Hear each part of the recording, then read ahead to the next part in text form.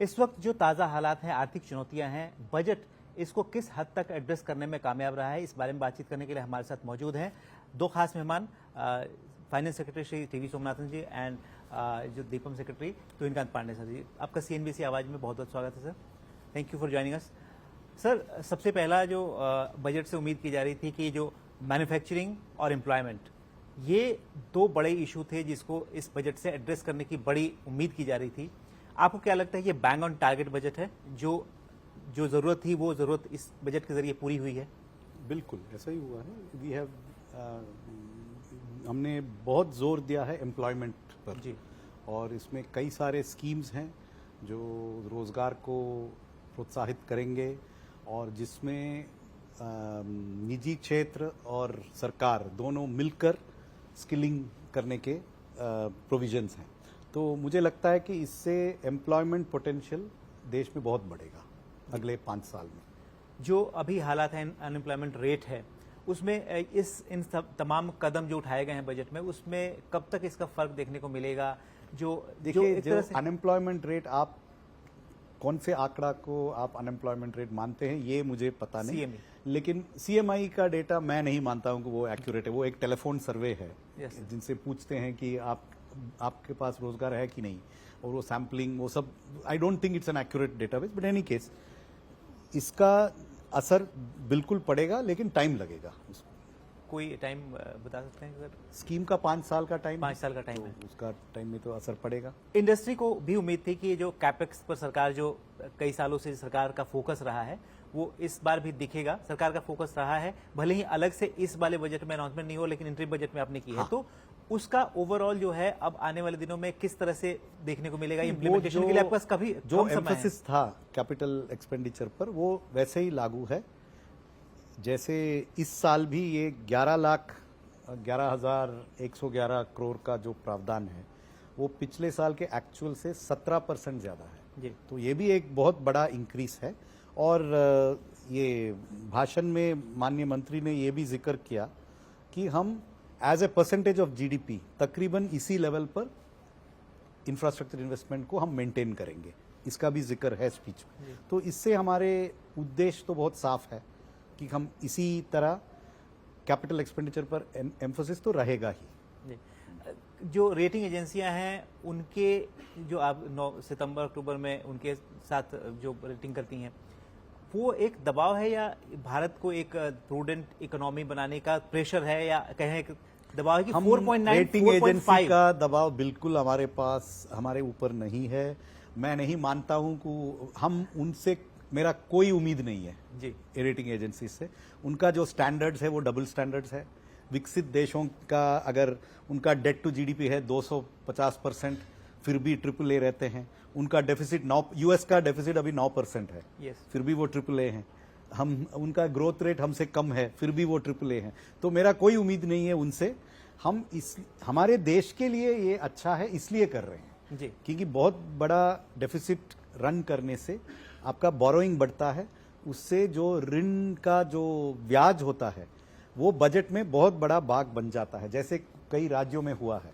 तो इसलिए ये हमारे लिए हमको करना है, रेटिंग एजेंसी के लिए नहीं करना चाहिए। इससे मतलब क्या मकसद हासिल करने की सरकार कोशिश कर रही है कि 5% तक तो उम्मीद की जा रही थी, लेकिन आपने उससे भी एक नीचे 4.9। माननीय मंत्री ने 2021 में कहा था कि हम 4.5 से कम लाएंगे 2025-26 तक, तो उसी रूट पे हम चल रहे हैं। जी सर, आपसे सवाल कि हालांकि इस बार बजट में ना कोई डिसइन्वेस्टमेंट टारगेट रखा गया है और इस तरह की चीजें नहीं रखी गई हैं, इसके पीछे सोच आपने पिछली बार भी अंतरिम बजट में बताई थी, लेकिन अब जो पूरा डिपार्टमेंट है वो किस तरह से काम करेगा, किस तरह से उसका फोकस रहेगा आने वाले दिनों में? जो तमाम कंपनियां जो लिस्ट में हैं, जिनको डिसइन्वेस्ट करने का सरकार का प्लान है, उसमें किस तरह से आप आगे बढ़ेंगे?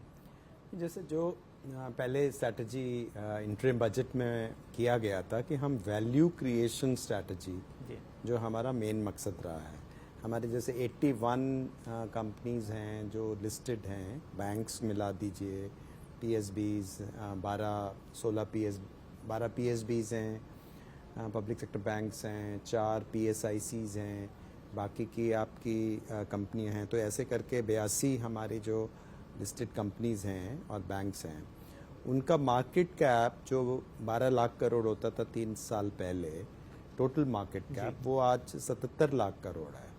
तो ये जो इसकी जो इनका फंडामेंटली जो उनका जो एक तो इम्प्रूवमेंट हुआ है और दूसरा उसके बारे में मार्केट ने उसको नोटिस किया है।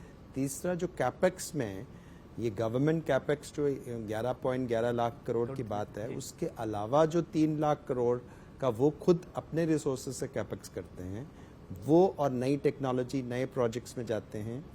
उनके मैनेजमेंट इंसेंटिव्स जो CPSCs हैं उनको अलाइन किया गया है ताकि वो अपने मार्केट कैप, अपने माइनॉरिटी शेयर होल्डर्स, अपने ग्रोथ की ओर भी ध्यान दें। कंसिस्टेंट डिविडेंड पॉलिसी पे हम करते हैं, तो डिविडेंड भी एक हमारे important source of non tax revenue है जो कि बड़ा है, जबकि हमने डिसइन्वेस्टमेंट भी पीछे किया है, लेकिन उसके बावजूद हमारा डिविडेंड बढ़ा है। और उसी संदर्भ में डिसइन्वेस्टमेंट जब हम वैल्यू क्रिएट करते हैं तो कुछ वैल्यू हम डिसइन्वेस्टमेंट पॉइंट ऑफ व्यू से रियलाइज करते हैं, मतलब सरकार की, और कुछ हम डिसइन्वेस्टमेंट जो स्टॉक सेल से करते हैं। इसीलिए इसको, इस ओवरऑल स्ट्रैटेजी को हम लोग फॉलो कर रहे हैं, तो इससे हमारा और माइनॉरिटी शेयर होल्डर्स दोनों का फायदा होगा। इस साल इस फाइनेंशियल ईयर में कुछ हम देख पाएंगे, कुछ सक्सेस या कुछ अच्छे, मतलब एक तरह से देखें सरकार नहीं, हमारे हर एक फाइनेंशियल ईयर में होते हैं। अभी कुछ ही हाल ही में हमने इरेडा की लिस्टिंग की थी, उसके बाद इरेडा की लिस्टिंग के बाद बहुत अच्छा उसका ग्रोथ हुआ है। और उसकी तो इस तरह से जो हम नई कंपनीज लिस्ट करते हैं या उनमें मार्केट डिल्यूशन करते हैं, ये सतत प्रक्रिया है और इस प्रक्रिया के भीतर आएगा। ओवरऑल हमारा मिसलेनियस कैपिटल रिसीव्स में 50,000 करोड़ का टारगेट है, जिसमें डिसइन्वेस्टमेंट और एसेट मोनेटाइजेशन शामिल है, और ऐसे ही 56,000 करोड़ का हमारा टारगेट डिविडेंड का है। तो ओवरऑल मिला के 1,06 लाख करोड़ का हमारा टारगेट, मतलब इस सेक्टर से आना है। इसमें बैंक और इंश्योरेंस कंपनी का डिविडेंड शामिल नहीं है। तो अब इन नॉन टैक्स रेवेन्यू को ओवरऑल देखा जाए तो वो 5.45 लाख करोड़ है। तो इसलिए डिसइन्वेस्टमेंट एक सबसेट है और ओवरऑल वैल्यू क्रिएशन स्ट्रैटेजी का, और उसी हिसाब से हम आगे बढ़ते हैं। सर, एम्प्लॉयमेंट और जॉब के लिए जो सरकार कोशिश इस बजट के जरिए कर रही थी, उसमें ये भी उम्मीद की जा रही थी कि PLI स्कीम एक काफ़ी सक्सेस रहा है, काफ़ी सारे सेक्टर में अच्छा किया है, कहीं पर रिव्यू की जा रही है। कुछ और सेक्टर्स में बहुत बेसब्री से इंतजार किया जा रहा था, जिसमें टॉय सेक्टर बहुत इंपॉर्टेंट था, साइकिल, केमिकल, इसमें क्यों देरी हो रही है? मतलब क्या आपको लगता है कि ये तो बहुत ही एक तरह से कहें easy job employment creator sectors है, अगर यहाँ पर करें तो बहुत जल्दी रिजल्ट मिलेंगे। ये जो स्कीम्स आज अनाउंस हुए हैं, ये तो सेक्टर न्यूट्रल है। टॉयज को भी मिलेगा, बिल्कुल, बाइसिकल को भी मिलेगा और लेदर को भी मिलेगा। तो ये तो जॉब के दृष्टि से देखने से ये तो पूरा कॉम्प्रिहेंसिव है, देयर इज नो इंटरसेक्टोरल। क्या कुछ क्षेत्र में PLI का जरूरत है, वो तो अलग डिसीजन है, वो concerned ministries are examining those issues, but just because it is job creating we don't have to do PLI, because this will give that incentive here for the jobs.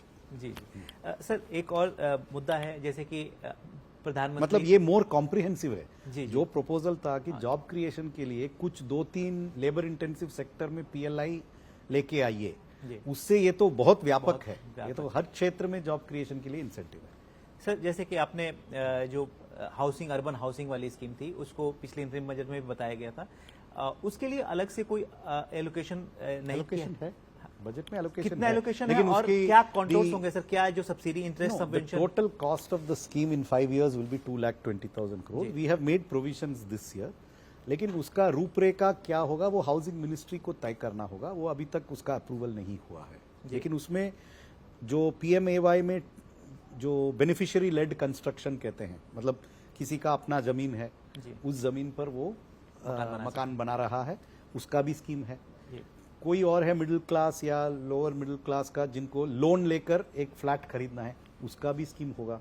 तो ये सब एक साथ कर they will come up with something shortly. और इसमें construction link जो plan था वो भी इसमें शामिल होगा, इस प्लान का ये भी हिस्सा है। इस बजट में देखा गया टूरिज्म को सरकार ने बहुत फोकस किया, टूरिज्म को लेकर बहुत बड़े पैमाने पर एक तरह से पूरा एक कई जगह पे जहां पर अभी टूरिज्म के लिए स्कोप नहीं है या प्रॉब्लम्स हैं, वहां का भी, जैसे बिहार का काफी खास तौर से, और बिहार और दूसरे राज्यों में टूरिज्म को लेकर आप किस तरह के टर्न अराउंड की उम्मीद करते हैं जो ये फैसले लिए गए हैं, और खासतौर से इन इलाकों में जहां पर अभी फुटफॉल बहुत कम है? मैं कहना चाहूंगा, मुझे उस इलाके के बारे में I don't have much knowledge. I mean I have not spent much time in those areas, but definitely government's intention is to bring a comprehensive package, make it a world class destination, और उससे बहुत domestic foreign दोनों तरह की tourist आएंगे, ये हमारी उम्मीद है. जी, रेलवे के लिए भी लोकेशन काफी बड़ा हुआ है. हाँ. रेलवे में किस तरह के आगे प्लान है? रेलवे में कई सारे जो अनाउंसमेंट पिछले दिनों होते रहे, आप सरकार के मैनिफेस्टो में भी था कई सारे नए वंदे भारत ट्रेन. क्या रेलवे में किस तरह से, और रेलवे जिस तरह की भी चुनौतियां हैं रेलवे के सामने, क्या क्या एड्रेस करने की इस बजट से कोशिश की जाएगी? उस डिटेल से मैं आपको जवाब नहीं दे पाऊंगा.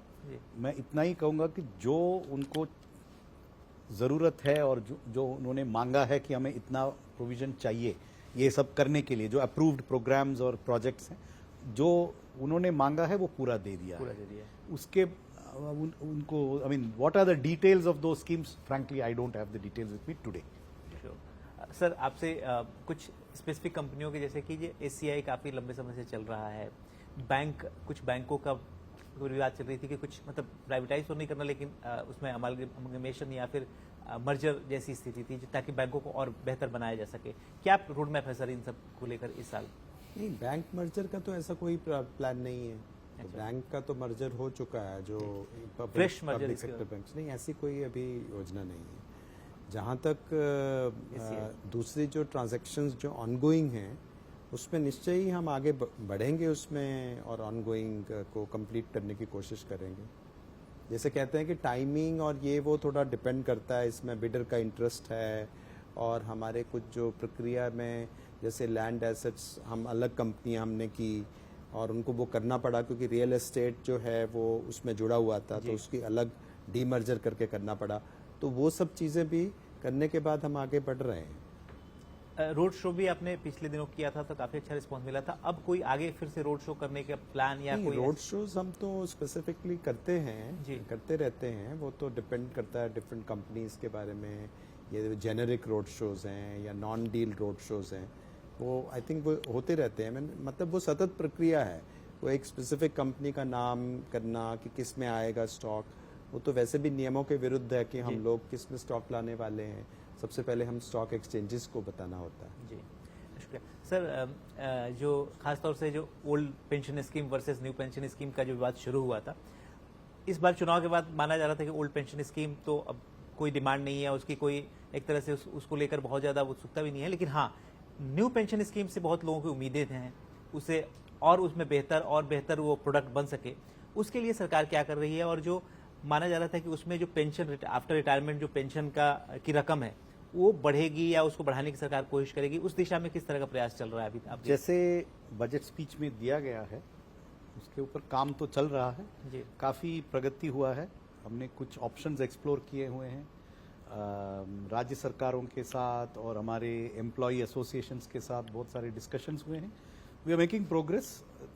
कुछ I am hoping that some acceptable और shall I say good solution will come out. काफी एम्प्लॉयज ऑर्गेनाइजेशंस जो हैं रेलवे के, डिफेंस के, सबसे बातचीत चल रही है. बातचीत अभी किस स्तर पे पहुंची है और इसमें कितना समय लग सकता है? मतलब सरकार इसमें पूरा पुख्ता व्यवस्था लाना चाहती है? अलग अलग एसोसिएशन से बातचीत नहीं करते हैं. एक मशीनरी होता है भारत सरकार में, national council of joint consultative machinery, वही मशीनरी से हम बातचीत कर रहे हैं. जी, उसमें हर क्षेत्र शामिल है. कोई टाइमलाइन बताएंगे कब तक इसमें कोई प्रगति होने की उम्मीद है? क्योंकि बहुत सारे लोग जो नए ज्वाइनिंग कर रहे हैं न्यू पेंशन स्कीम को लेकर काफी उत्सुक हैं. सून ये अच्छी बात है सर, ये काफी पॉजिटिव नोट है. सर, आगे क्या रोड मैप रहने वाला है? अगर देखें डिसइन्वेस्टमेंट का, अब डिसइन्वेस्टमेंट टारगेट तो है नहीं, तो क्या अब आगे रोड मैप रहने वाला, आगे के लिए क्या स्थिति? नहीं, रोड मैप तो हमारा जैसे क्लियर है कि हम लोग कंसिस्टेंटली वैल्यू क्रिएशन पे जोर देते रहेंगे, और उसके लिए हमें किस तरह से डिविडेंड आएगा और किस तरह से हमारे बीच बीच में स्टॉक सेल्स करेंगे या जो हमारी ऑनगोइंग ट्रांजैक्शन पूरा करेंगे, तो वो निरंतर सतत प्रक्रिया जारी रहेगी. सर, इनोवेशन फंड पिछली बार बजट में बड़ा 1 लाख करोड़ से ज्यादा का अनाउंस किया गया था. उस इनोवेशन फंड से उम्मीद की जा रही थी कि बहुत सारे सेक्टर को जो रिसर्च एंड डेवलपमेंट में जो खासतौर से दिक्कतें होती हैं, खासतौर से एमएसएमई सेक्टर देखें, स्टार्टअप्स देखें, इसमें रिसर्च एंड डेवलपमेंट की काफ़ी ज़रूरत है और एआई और मशीन लर्निंग और ये सब चीज़ों के लिए ये सब की ज़रूरत है।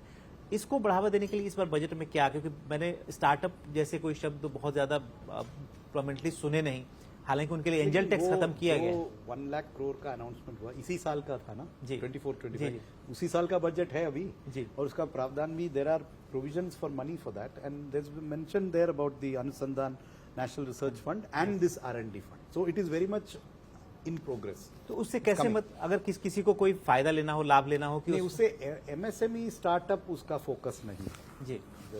That focus is on research and development projects which are necessary for the next stage of the Indian economy. उसमें MSME भी शामिल हो सकते हैं, लेकिन it's not focused on MSME. Focused on health sector पे भी काफ़ी फोकस है। हेल्थ सेक्टर में कई सारी चीज़ों पर आप लोगों ने दवाइयाँ सस्ती की हैं, कस्टम ड्यूटी के जरिए मेडिकल डिवाइसेस और मेडिकल सेक्टर, फार्मा सेक्टर को रिलीफ देने की कोशिश की गई है। मेडिकल फार्मा को तो pharmacy of the world India को कहा जाता है। क्या आगे का विजन है खासतौर से फार्मा और मेडिकल डिवाइसेस को, क्योंकि मेडिकल डिवाइसेस में बहुत ज्यादा इंपोर्ट ज्यादा होता है। ऑलरेडी मेडिकल डिवाइसेस और फार्मा के लिए 2 PLI स्कीम्स हैं। मेडिकल डिवाइस के लिए एक PLI स्कीम है और फार्मा के लिए एक अलग PLI स्कीम है और फार्मा के लिए एक रिसर्च लिंक्ड इंसेंटिव स्कीम भी है। जी। तो already there are a lot of schemes moving in the direction of making India a global pharmaceutical powerhouse. जी। अब PM सूर्य घर योजना जो है, सरकार ने उसका टारगेट रख दिया है, 1 करोड़ लोगों को मिलना है। उसका प्रोग्रेस कैसा चल रहा है अभी, उसमें किस तरह से? प्रोग्रेस अच्छा चल रहा है। इसमें डिटेल्स भी दिया है बजट में कि more than 1 crore applications have already come in. More than that ministry will know. I make the budget provision, उसका इम्प्लीमेंटेशन डिटेल्स मेरे पास में। और वित्त सचिव होने के नाते जो इनकम टैक्स के मोर्चे पर और ये तमाम जो चीजें आप, क्योंकि आप लोग भी सैलरीड लोग हैं, आपको भी ये जो बजट है, इनकम टैक्स के जो प्रोविजंस रिलीफ दिए गए हैं, कैसे लगे, क्या आपके रिएक्शन? मुझे तो बहुत अच्छा लग रहा है। और भी आने की deduction has gone up, the slabs have been modified, it's good. Thank you for joining with CNBC Awaaz. Thank you very much. Thank you.